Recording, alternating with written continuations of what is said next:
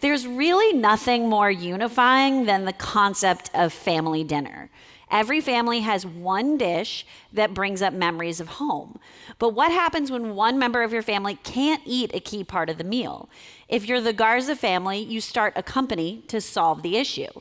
Now, family is important, but at the same time, the Siete team has found a way to strike a chord with consumers by emphasizing the larger concepts of heritage, innovation, and wellness.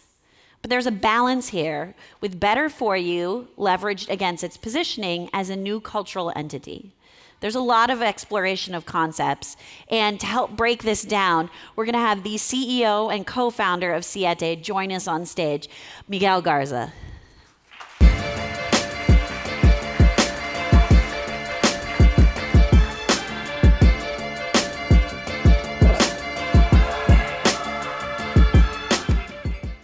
Thanks so much for joining us here today. Thank you. This is exciting to be wearing a Madonna Vogue type microphone. First time ever. Well, I referenced the meal you and your family love to have together. For those people who maybe haven't had Siete products before or haven't heard the story, tell us how the company got its start. Yeah, so it's less about a meal and more about a very culturally significant product in a tortilla. So my sister, this whole story starts with my sister. She was struggling with an autoimmune condition, was diagnosed in 1999, spent 10 years fighting it in a conventional way. And then in 2009, my brother recommended that she go on a grain-free diet. She did. She felt a lot better. We also went on a grain-free diet with her as a family, which was really difficult. But it was a moment that brought us together, and we all ended up feeling better because of it. But my sister is a problem solver and an innovator, and she didn't like the idea of not being able to share in her culture or in her heritage. And so she got in the kitchen and she blended up some almonds and made an almond flour tortilla. And she served it to us. And it was kind of weird because it's a tortilla out of almonds. And I still, like, to this day, I do think that it's a weird thing that we've created, but it tasted really good.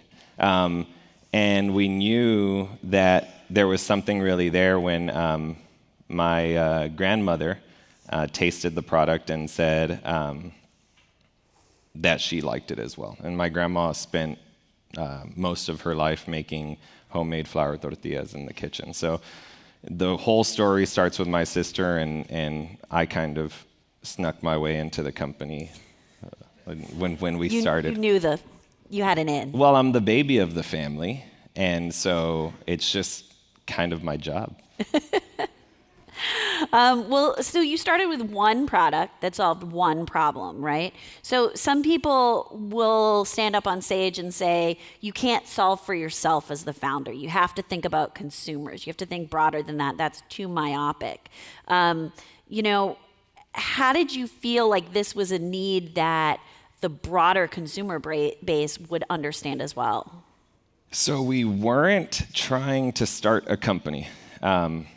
And I think that kind of shifts the whole narrative. My sister was solving her problem, and then she started sharing it with family and friends. The family and friends all loved it, and they started asking her if she would make the product on weekends, and she would, and they would buy it from her. So they were buying 10 tortillas for $12, and this is South Texas, where you can get a pack of tortillas for $1, $2. And so it wasn't until 2014 that we put the product to market, and you're asking about focusing on one product. And I was joking with my wife earlier, because it wasn't that we were focusing on one product as much as it was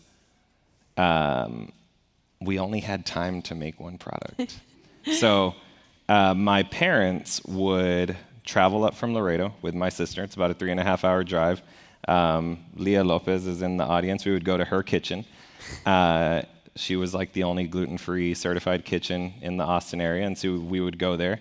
and probably 8 o'clock on a Friday, make tortillas until 1 in the morning, go to bed. And my parents had full-time jobs. My sister had a full-time job.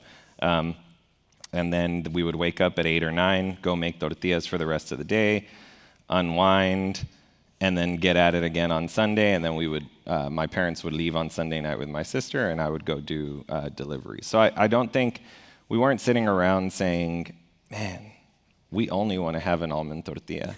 It's just when you're hand-pressing product, being efficient is your only weapon, because you're hand-making everything.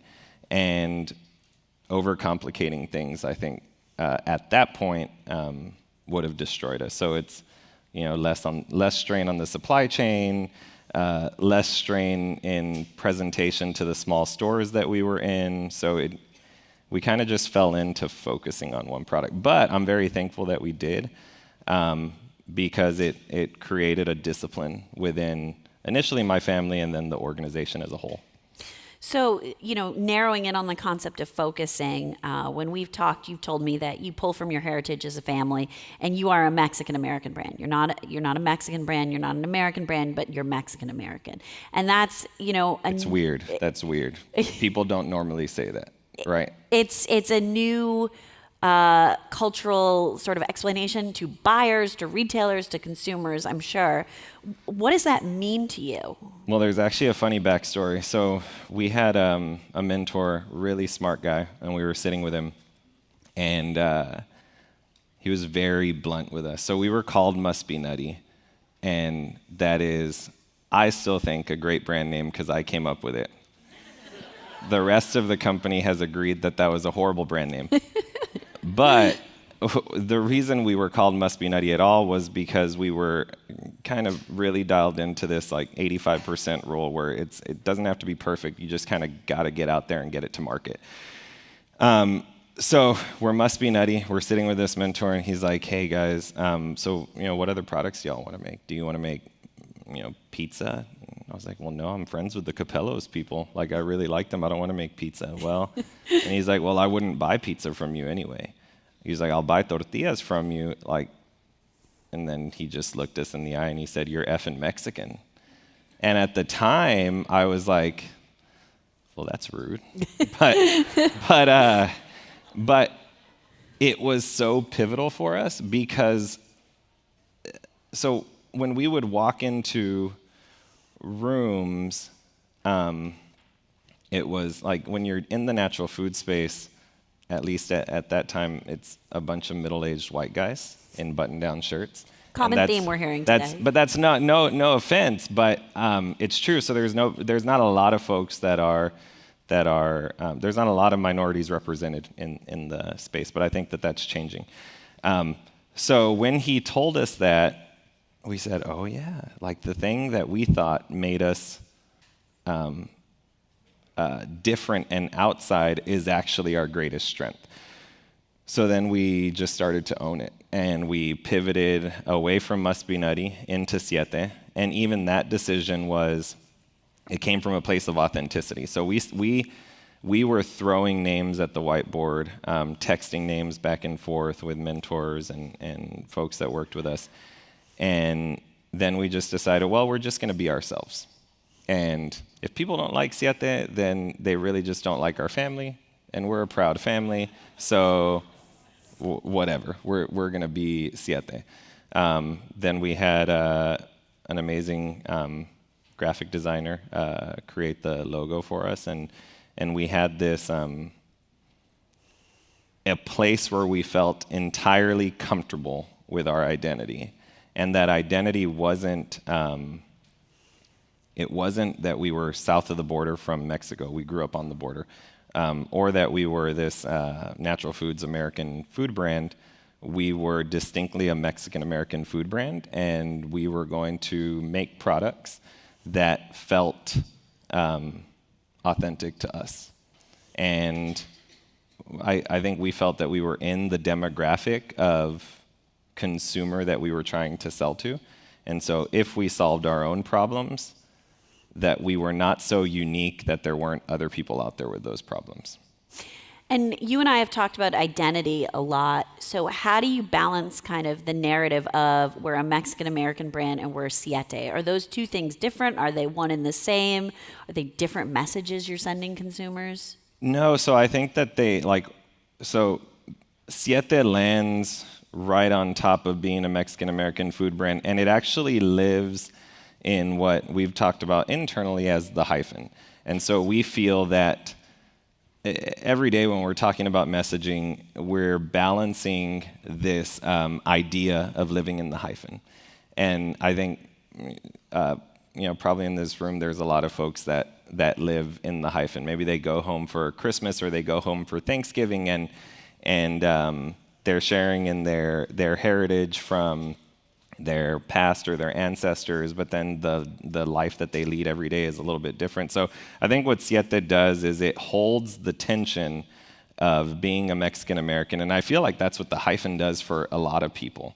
Like you're not fully one and you're not fully the other, but you're completely both. And for so many folks, I think that when they settle into that they're able to really project their true selves. So I feel like for us, we land kind of today, because I don't know of a lot of many other brands that are creating or trying to create a Mexican-American food brand. So I feel like today they're right on top of each other.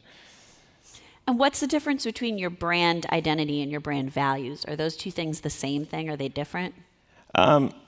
So what's interesting about us is we were created.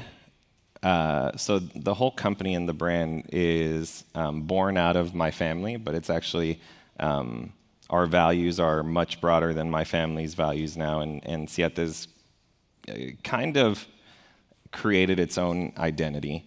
And so I think I was really like jogging through my mind as we talked about that identity versus values, and I think identity is, for us, the core of who we are, and the values are an expression of that identity. So I do think that they're so connected that you can't pull them apart, and that if we did, the consumer would recognize us as being inauthentic, and we try really hard to be authentic.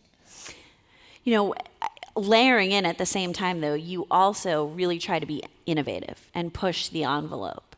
And you've been really deliberate and thoughtful about the products you've released. You had one product, I think, for like close to 2 years. Mm-hmm. One product, one SKU of that product. And then this year you released how many new products? 13. It was a very hectic year. I've been told you're banned from new products for like a little bit.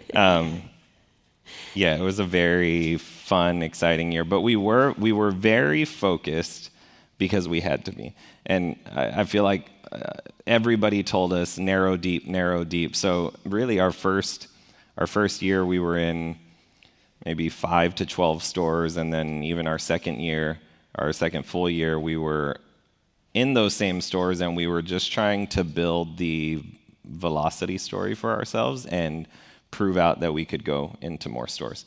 And so the whole time, I think it's like a company is a child, and so you start and you're a baby, and you're like, well, first you have to learn to sit up, and then you learn to. And I've never had a baby, so I don't know this order, but you sit up, and then maybe you're crawling, then you're walking, then you're running. I think you got it right. Yeah, I don't have kids awesome. Either. It's like not a good pairing up here. So as a brand, we did the same thing, and we were very focused in the beginning, and we had to get our legs, and we really had to understand the landscape. And we really, and not a lot of folks know this, but we really wanted everybody at that time to think that we were just a cute little family-owned paleo tortilla company. Because I think the previous presentation, when they were talking about competitors and the right time to sell and all of that sort of stuff, we were mainly thinking about competitors because we thought we had something really great. So we wanted everybody to not know that we were trying to be a Mexican-American food brand. which made this year very exciting because we were a tortilla company. Then we launched tortilla chips in 2017. And then this year we launched hot sauces and dips, and we've really tried to be innovative in some spaces. And now the vision that was in our heads internally as being a healthy Mexican-American food brand has come to life where people can kind of understand it. And I think we still have some work to do in building that out.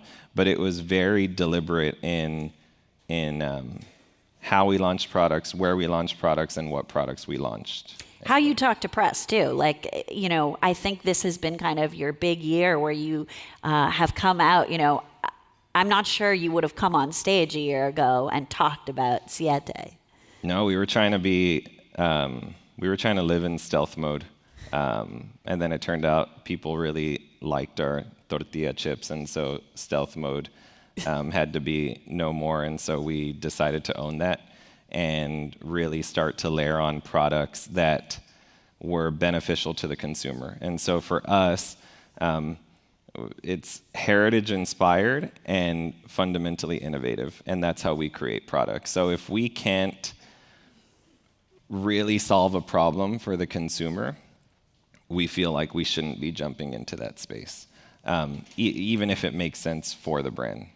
So yeah, this was really an exciting and exhausting and fun year. So how do you balance those two things, you know, solving the problem and heritage? Because I'm sure you get requests from some retailers like, hey, can you make this product for me? Or like, hey, I want an exclusive salsa line on my shelf. You know, it can be hard to say no in those instances, I'm sure. Yes, it can. But we have a great disciplined team. And so when we come back from a retailer meeting, it's, hey, this is what they said they might want. And then we have to go back and say no. And it's not always the most fun conversation because it's flattering and it's humbling. And I think the team is always excited to explore new places to be in the store. But yeah, you just have to be like, discipline and focus are fundamentally important when you're trying to grow a brand, at least for us, because I don't want to speak broadly for other people, but it has been for us. I mean, we've talked about focus a lot and how you guys, that plays out. You know, you have heritage, you have wellness, you have innovation, you have the hyphen. Is there one that kind of above all else takes the most of your focus as a brand and as a company? Our first core value is family first, family second, business third. And what we decided pretty early on was that there wasn't anything that we would do that would jeopardize that core value. So I think as it relates to the brand, as it relates to the products, as it relates to innovation, we have to pay all of our respect towards family first, family second, business third, and then always do everything with love. So that's our last core value, and they sandwich the other. So I think respecting those things and then having the rest of it fall into place. Well, it's amazing how much you've grown as a company, how you've brought everything to fall into place, and how your family just embodies the brand and everything you've shared with consumers so much over the years. So thank you so much for being with us here today. I really appreciate it, and I'm sure our audience has as well. Yeah, thank you very much, and thank you all for listening to me. Appreciate it. Thank you so much.